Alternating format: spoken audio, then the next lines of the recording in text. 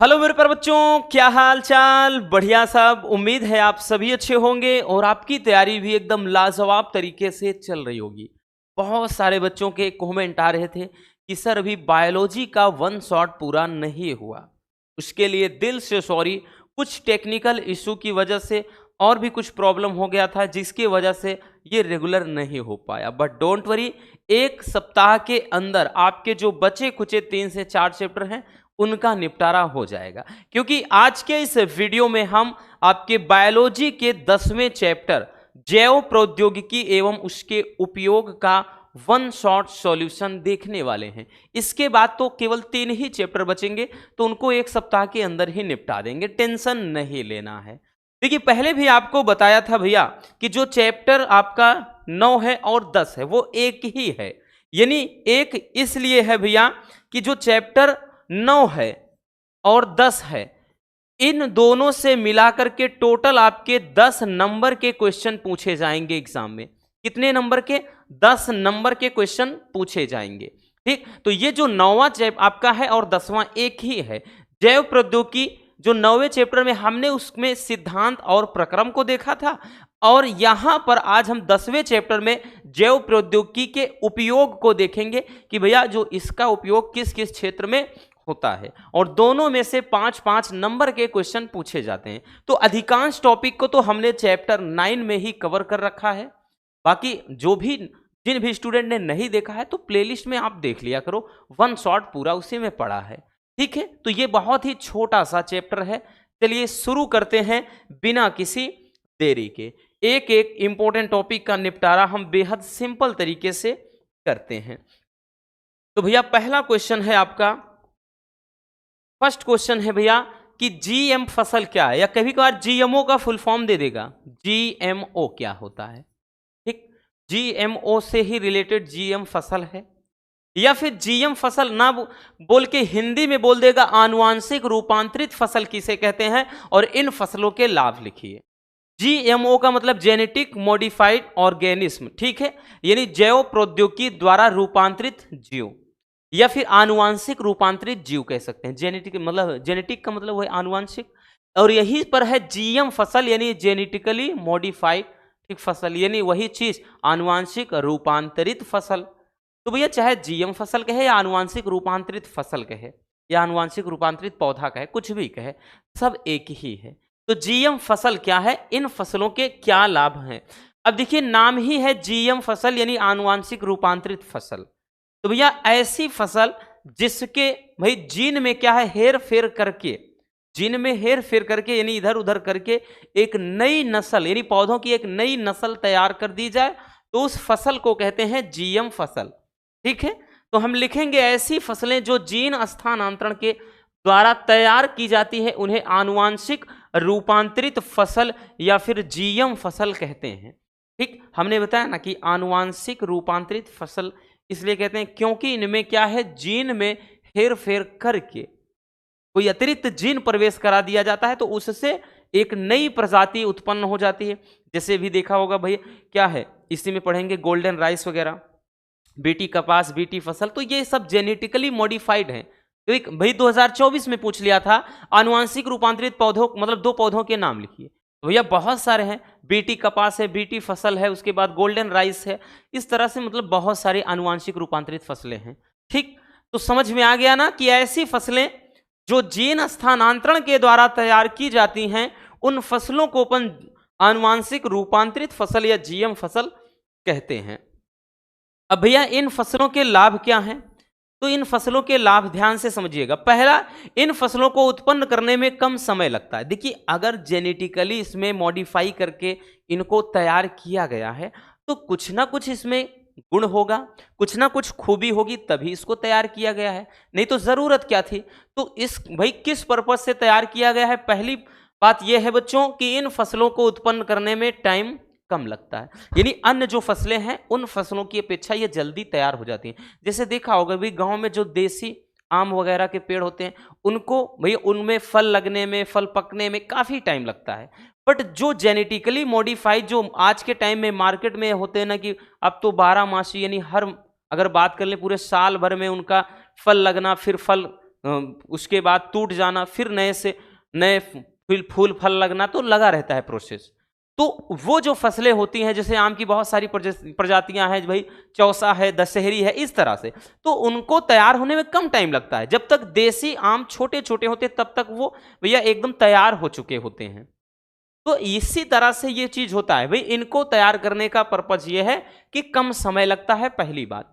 दूसरा पॉइंट है कि इन फसलों पर ठंडा यानी ठंडी बात कर लें, सूखा, अगर सूखा भी पड़ जाए, लवण जहां पर बहुत ज्यादा साल्ट की मात्रा है, और ताप आदि का प्रतिकूल प्रभाव नहीं पड़ता। यानी इन सब टेम्परेचर को वो झेल सकते हैं, मतलब इन सारी सिचुएशन को हैंडल कर सकते हैं। ठीक है, थोड़ा महंगे होते हैं ये प्लांट्स, लेकिन क्या है, ये ठंडी है, गर्मी है, अत्यधिक ताप है, लवण है, इन सारी मतलब जो परिस्थितियों को क्या है अच्छे से भैया झेल लेते हैं। ठीक, अगला पॉइंट है, ये फसलें रासायनिक उर्वरक या पीड़क नाशी पर कम निर्भर होती हैं, क्योंकि इनको जेनेटिकली अगर मॉडिफाई किया जाता है तो ये क्या होता है, इनको क्या है रासायनिक उर्वरक पर निर्भर नहीं रहना पड़ता है, अर्थात ये खुद इनमें अगर हम बात कर लें, रोग प्रतिरोधक क्षमता बहुत ज्यादा होती है और फूल व फल लगने की भी क्षमता बहुत अधिक होती है। तो ये रासायनिक उर्वरक या पीड़क नाशी पर कम निर्भर होते हैं। अगली पॉइंट मतलब अगला है कि ये फसलें अनाज का कम नुकसान करती है, यानी जो भी अनाज लगते हैं एकदम क्या होते हैं, सही तरीके से रहते हैं। कहने का मतलब ऐसा नहीं कि उसमें आधे अच्छे हैं तो आधे बर्बाद हो जाएं, ऐसा कुछ नहीं है, जो भी है वो एकदम फ्रेश होंगे। ठीक, तो ये होता है जीएम फसल या आनुवांशिक रूपांतरित फसल तथा उसके लाभ। आई बात समझ में? चलिए बबुआ स्क्रीनशॉट जल्दी से कर लीजिए।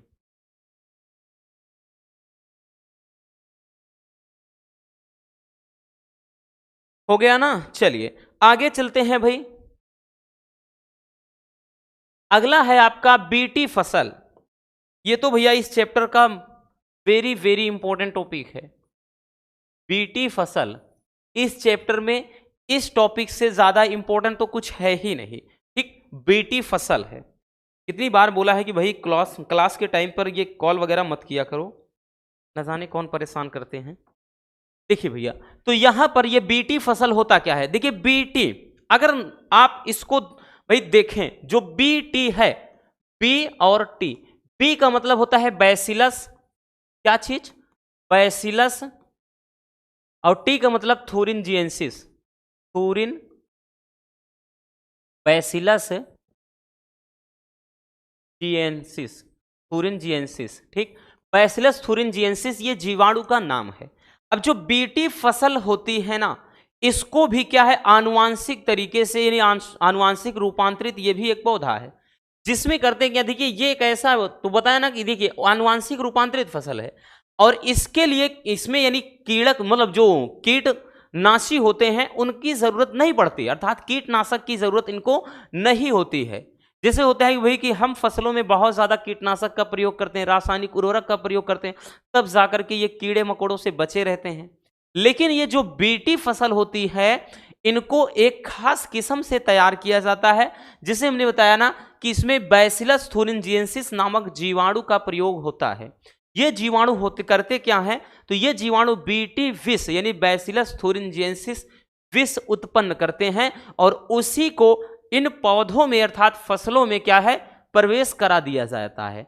जब कोई कीट क्या करता है उस फसल को खाएगा, तो उसमें से ये जो बीटी विष है उस कीड़े के अंदर प्रवेश करेगा, उसके आहार नाल को क्षतिग्रस्त कर देगा, तो उसकी आहार नाल फट जाती है और ये कीड़े मर जाते हैं।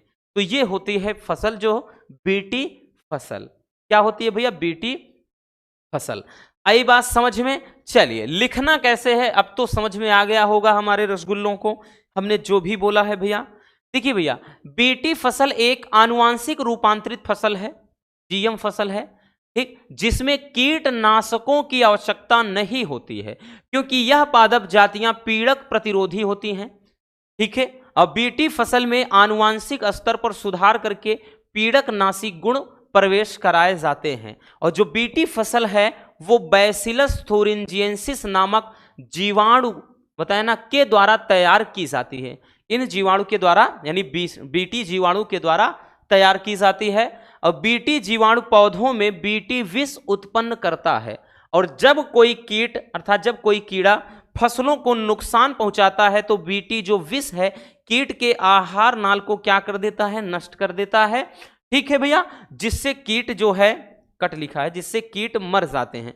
और बीटी, यहां बेटी लिख उठा है, तो बीटी फसल के अंतर्गत बीटी कपास हो गया, बीटी मक्का हो गया, बीटी धान हो गया, बीटी टमाटर हो गया, बीटी तंबाकू आदि शामिल हैं। ठीक है, तो ये हो जाता है बीटी फसल। क्या होता है भैया, बीटी फसल हो जाता है। ठीक है, आई बात समझ में। चलिए बबुआ जल्दी से इसको भी स्क्रीनशॉट कर लीजिए। ठीक, यहां पर बीटी लिख लेना, हिंदी में ही बीटी लिख लो, कोई दिक्कत ना, चाहे बीटी फसल। ठीक, चलिए जल्दी से इसको स्क्रीनशॉट कर लीजिए।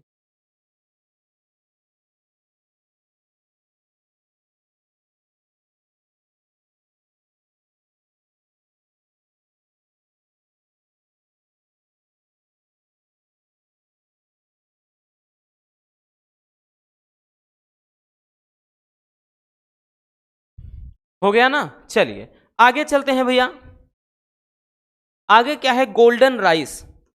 गोल्डन राइस क्या है, अब देखिए गोल्डन राइस ये भी बहुत ही ज्यादा इंपॉर्टेंट 2024 में भी पूछा था। ठीक, लेकिन 2024 में कुछ अलग तरीके से पूछ लिया था, यही पूछ लिया था आनुवांशिक रूपांतरित किसी एक मतलब दो पौधे का नाम लिखना, या फिर एक में इस तरह से पूछा गया था कि मतलब यहां पे इस पूछा गया था कि गोल्डन राइस में मतलब किस विटामिन की अधिकता होती है, केवल इतना पूछा था एक नंबर में। अब ध्यान से समझना कि गोल्डन राइस होता क्या है। गोल्डन राइस क्या है, बड़ा ही प्यारा सा टॉपिक है, रटने की जरूरत नहीं है। तो भैया देखिए गोल्डन राइस, ये अगर आपने सुना होगा एक प्रजाति जिसको बासमती कहा जाता है, भाई ये तो भारतवासियों की मतलब भारतवासियों का एक फेवरेट किस्म का धान है, यानी धान की प्रजाति है।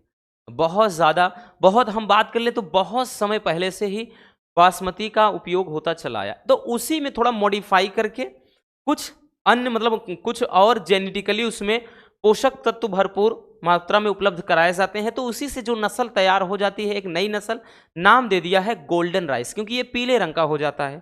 ठीक, अब देखिए बीटी मतलब ये गोल्डन राइस है क्या, तो जीनी अभियांत्रिकी द्वारा या बायो मतलब बताया ना, बायोटेक्नोलॉजी द्वारा या जैव प्रौद्योगिकी द्वारा, चाहे जो आप बोलो, तो जीनी अभियांत्रिकी द्वारा वैज्ञानिकों ने जीन परिवर्तन करके विटामिन ए की कमी को दूर करने वाले चावल का विकास किया, जिसे सुनहरा चावल या गोल्डन राइस कहते हैं। मतलब ये जो गोल्डन राइस होता है ना, विटामिन ए का एक बहुत अच्छा स्रोत माना जाता है। बहुविकल्पी में पूछा गया था, ठीक है, कि मतलब गोल्डन राइस में किस विटामिन की अधिकता होती है, तो विटामिन ए की। तो भैया विटामिन ए की कमी को दूर करने के लिए जिस चावल को मतलब तैयार किया गया उसे सुनहरा चावल या गोल्डन राइस कहते हैं। यह एक आनुवांशिक रूपांतरित पौधा होता है जिसमें बीटा कैरोटीन प्रोटीन की अधिकता होती है और यह विटामिन ए का एक अच्छा स्रोत माना जाता है। ठीक, तो ये रहा गोल्डन राइस या फिर कह लें भैया क्या चीज, सुनहरा चावल। आई बात समझ में। चलिए बच्चों जल्दी से इसको भी स्क्रीनशॉट कर लीजिए।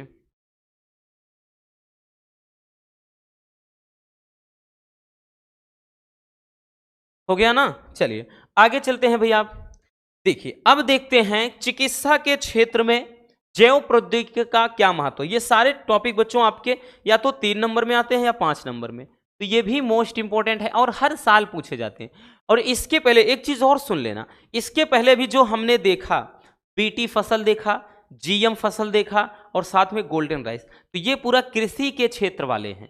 अगर अलग अलग पूछेगा तो कोई 2 नंबर का तो कोई 3 नंबर का पूछेगा, लेकिन अगर 1 नंबर का 5 नंबर का अगर डायरेक्टली एक ही क्वेश्चन इस चैप्टर से आ गया, जिसे बोल दिया कि कृषि के क्षेत्र में जैव प्रौद्योगिकी का महत्व लिखना या उपयोग लिखना, तब आप हेडिंग बनाएंगे कृषि के क्षेत्र में जैव प्रौद्योगिकी का महत्व, फिर आप जीएम फसल, फिर आप गोल्डन राइस, फिर बीटी फसल, तो आप सब एक साथ में लिख दोगे, याद रखना।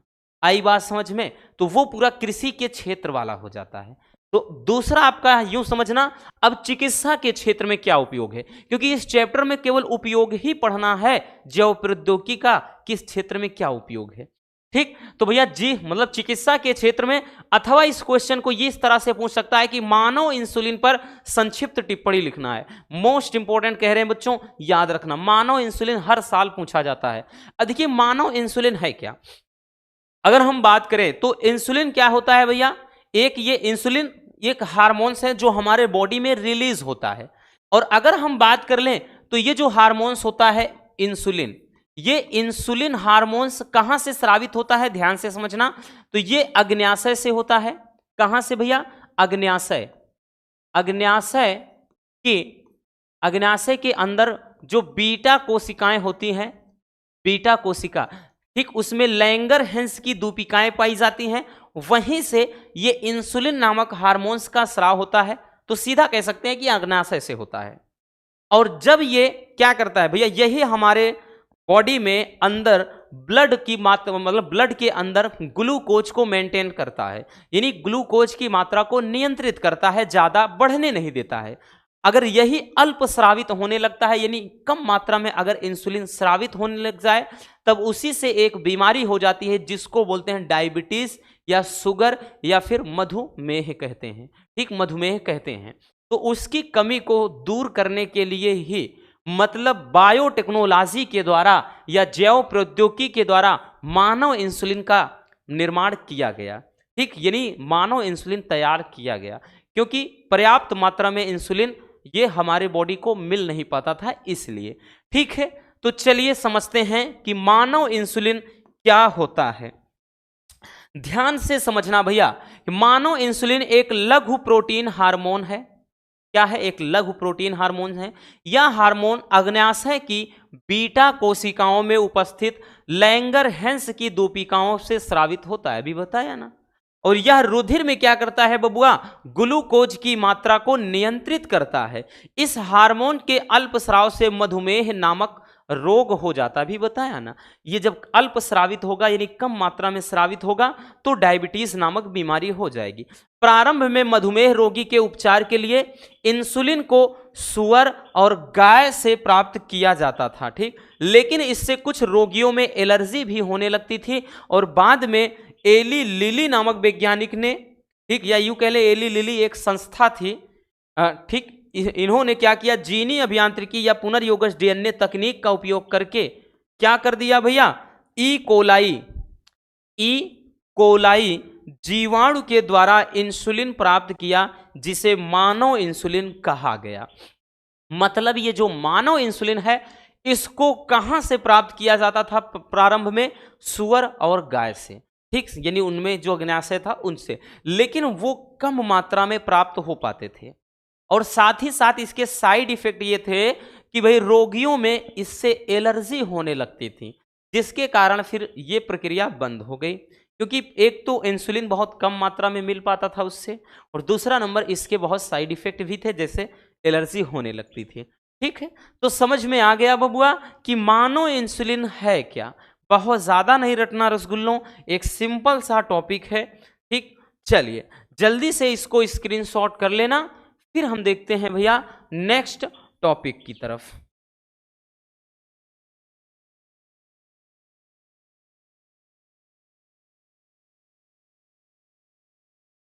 हो गया ना, चलिए आगे चलते हैं। अगला टॉपिक है जीन चिकित्सा।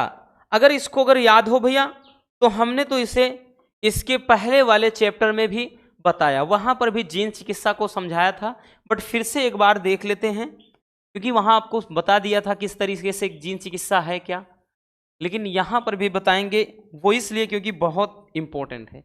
अब देखिए जीन चिकित्सा, नाम ही है जीन चिकित्सा।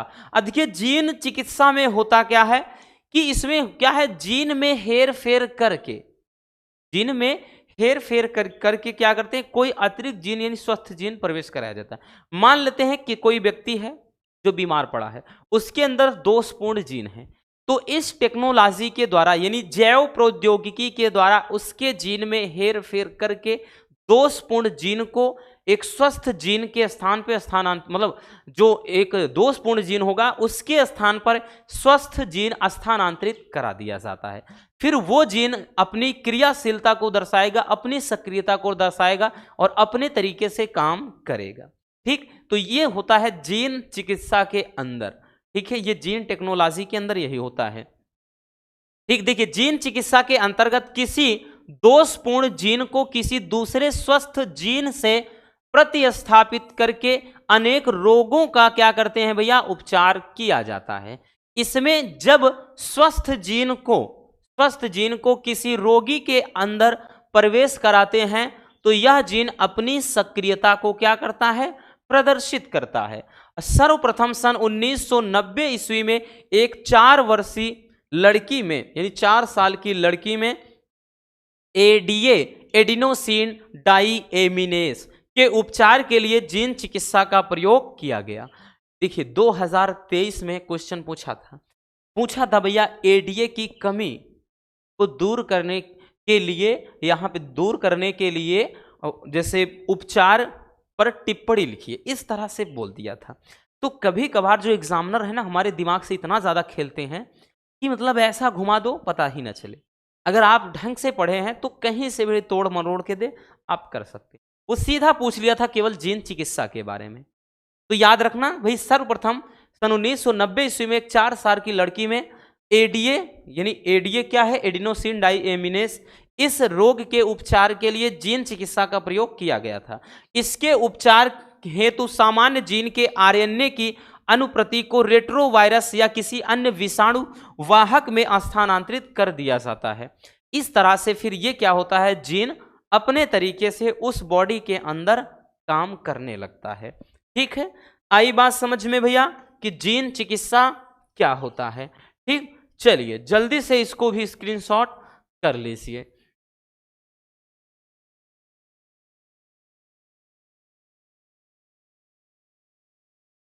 हो गया ना, आगे चलते हैं। चलिए भैया, नेक्स्ट टॉपिक हमारा क्या है, ये टॉपिक इस चैप्टर का one of the most important topic है, वेरी वेरी इंपॉर्टेंट टॉपिक है। ये लॉन्ग में भी पूछता है, शॉर्ट में भी पूछता है। मतलब बच्चों ये 2 नंबर वाले 3 नंबर वाले क्वेश्चन में भी पूछा जाता है। और आपका ये मतलब अगर ये लॉन्ग में पूछेगा, देखिए 5 नंबर में चांसेस बड़ा कम होता है, 3 नंबर और 2 नंबर में ज्यादा। ठीक, देखिए पारजीनी जंतु पर संक्षिप्त टिप्पणी लिखो तो 2 नंबर का आएगा। बट अगर पारजीनी जंतु क्या है इसके उपयोग लिखना है तो भैया 3 नंबर का पूछा जा सकता है। ठीक है, देखिए पारजीनी जंतु क्या है, अभी हमने बताया ना कि पूरा का पूरा चैप्टर ही क्या है, जैव प्रौद्योगिकी के उपयोग पर आधारित है। इसमें होगा क्या, चाहे फसलों का निर्माण करेंगे, चाहे किसी जीव का निर्माण करेंगे, चाहे किसी बीमारी को दूर करेंगे, सब में जीन में हेरफेर किया जाता है। तो पारजीनी जंतु क्या है या ट्रांसजेनिक जीव किसे कहते हैं, तो ऐसे जंतु जिनके जीन में हेरफेर करके, आ गया ना, जिनके जीन में हेरफेर करके मतलब फेर बदल करके या बदलाव करके एक अतिरिक्त जीन प्रवेश करा दिया जाता है, तो इस प्रकार विकसित जंतु को पारजीनी जंतु या ट्रांसजेनिक जीव बोलते हैं। ट्रांसजेनिक अंग्रेजी शब्द है, लेकिन हिंदी में ही कभी कभार ऐसे ट्रांसजेनिक जीव पूछता है।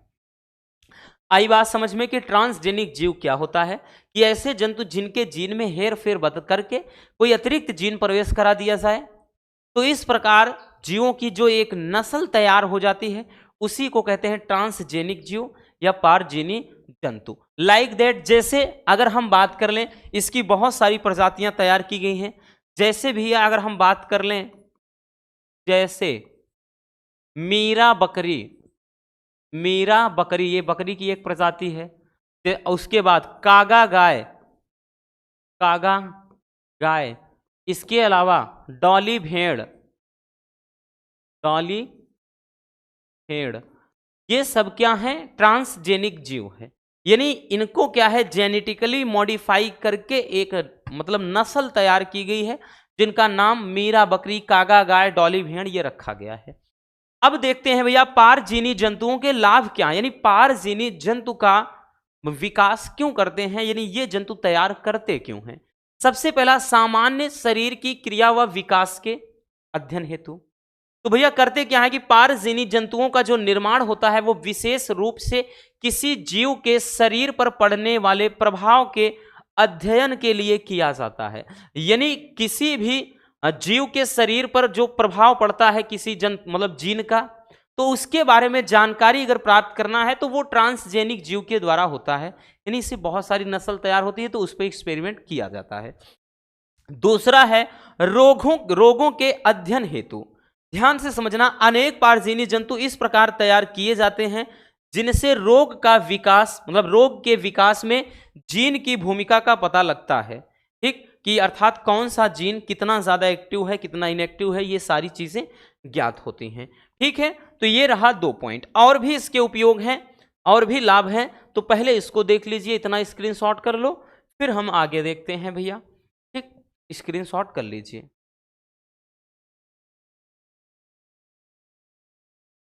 हो गया ना? चलिए, ये तो रहा रोगों के अध्ययन। अब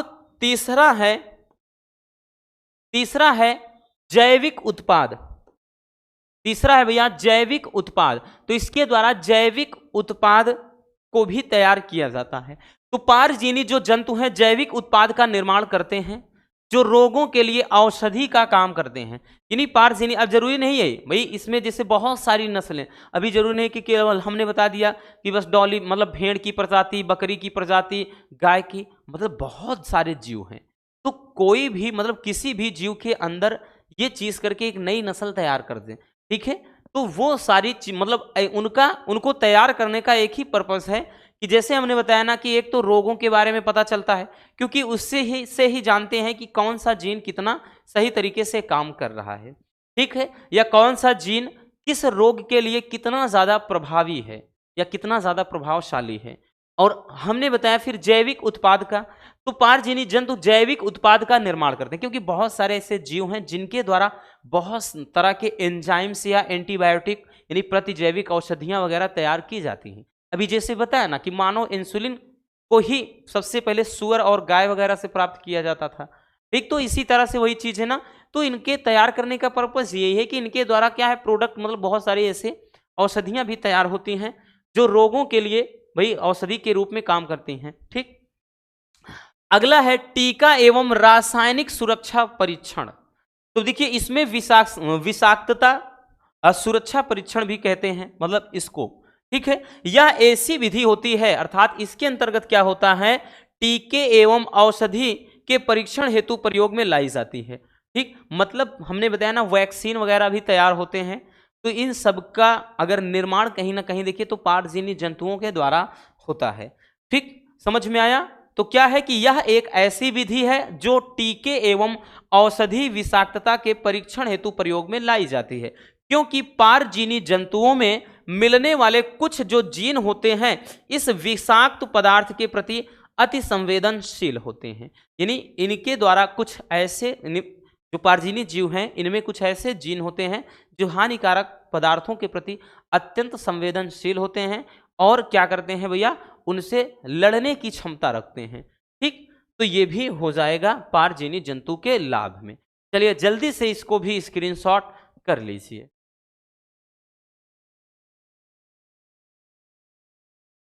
हो गया ना? चलिए अब चलते हैं आगे। अगला टॉपिक है बायोपायरेसी। ये भी मोस्ट इंपॉर्टेंट है।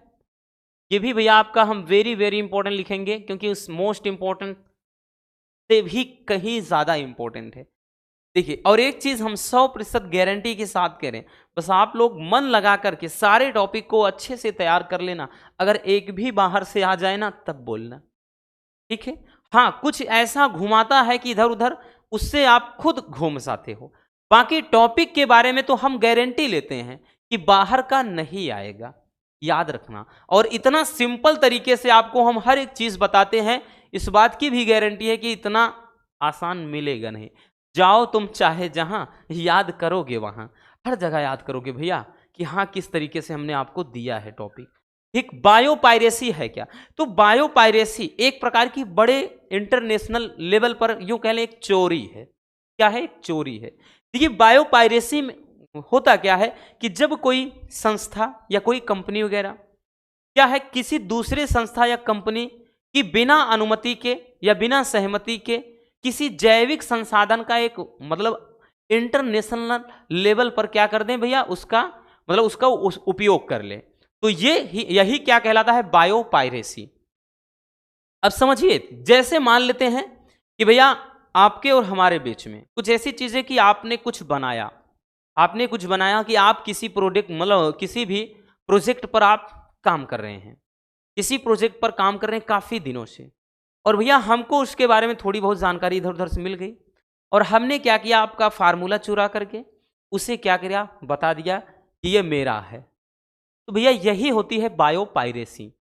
ठीक है, मतलब अब ये जो कुछ भी होगा, मान लेते हैं हमने उसको पेटेंट करा लिया तो जो कुछ भी अब आएगा उससे जो अर्निंग होगी, ठीक है, उस प्रोजेक्ट से जो भी फायदा होगा, तो वो सारा का सारा जो अर्निंग वगैरह होगा, जो टैक्स वगैरह होगा, वो कहीं ना कहीं हमको मिलेगा।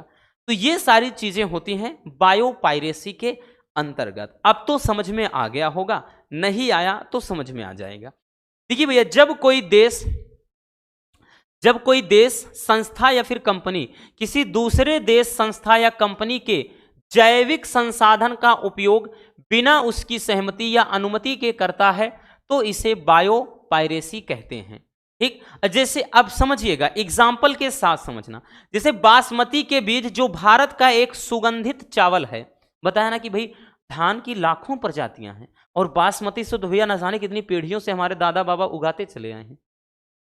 तो वही कह रहा कि बासमती के जो बीज हैं भारत की एक सुगंधित चावल है जिसे हम कई शताब्दियों से उगा रहे हैं।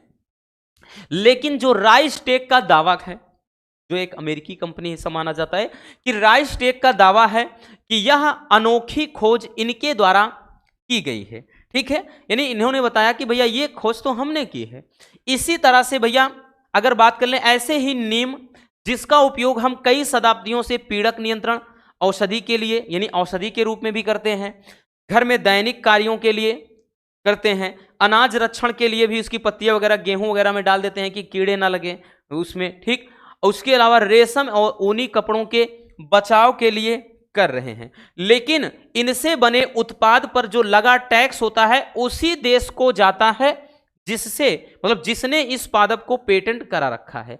मतलब जैसे है कि भैया भले हम इसके बारे में भली भांति जानते हैं, अच्छे से जानते हैं, लेकिन जिसने इसको पेटेंट करा लिया है, जो कुछ भी अब तैयार किया जाएगा, जो भी नीम से चाहे साबुन हो, क्रीम हो, इस तरह से मतलब बहुत सारे ब्यूटी प्रोडक्ट, अन्य प्रोडक्ट बनते हैं, औषधियां बनती हैं, तो इसका जो टैक्स है वो उसी देश को जाएगा जिसने पेटेंट करा लिया है। भले आपने खोजा है, आपके दादा बाबा जानते थे न जाने कितने शताब्दियों से, लेकिन इससे कोई फायदा नहीं, ये कहलाएगा उसी का जिसने पेटेंट करा लिया है। ठीक है, याद मतलब समझ में आ गया। तो ये होता है बायो पायरेसी। चलिए जल्दी से भैया इसको स्क्रीनशॉट कर लीजिए। चलिए स्क्रीनशॉट कर लीजिए इसको।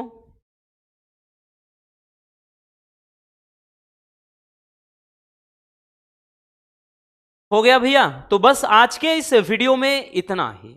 बोला था ना कि बड़ा ही छोटा सा चैप्टर है लेकिन इंटरेस्टिंग चैप्टर है। उम्मीद है आपको हर एक टॉपिक अच्छे से समझ में आ गया होगा।